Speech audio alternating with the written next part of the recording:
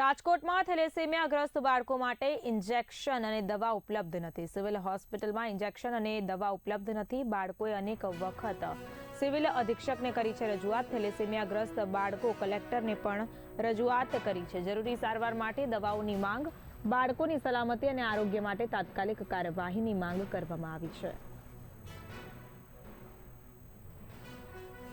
છેલ્લા 4 વર્ષનો તો ત્યારથી હું બ્લડ ને બધી કામ ચડાવું છું। હવે આપણે સિવિલ હોસ્પિટલમાં થેલેસેમિયાની દવાઓ નથી।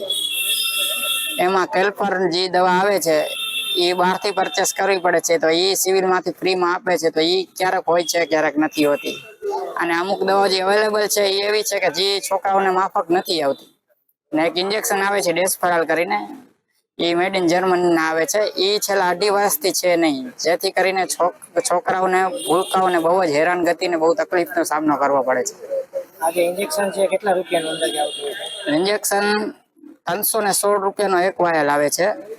એવા કોક રોજના 2 લેતા હોય, કોઈ રોજના 1 લેતા હોય। તો આજે મધ્યમ વર્ગના વ્યક્તિઓ પરચેસ ન કરી શકે, તો એમને દુઃખી થઈને પોતાના છોકરાને ભગવાન ભરોસે છોડી દેવું પડે છે, જે આમ સરકાર શ્રી માટે બહુ આપણા માટે સરસજનક વાત કહેવાય। સિવિલ હોસ્પિટલ ગયા સુપ્રિન્ટેન્ડન્ટને મળ્યા, ત્યાંથી શું કહેવાય?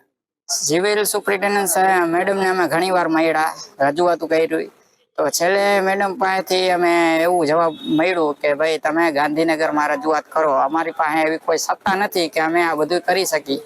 તો મારે સરકારશ્રીને એક વિનંતી છે, પહેલા તો હાથ જોડીને, કે તમે એને સિવિલ રાજકોટ સિવિલને એટલી સત્તા આપો જેથી કરીને એને દવાઓ પરચેસ કરી શકે અમારા માટે।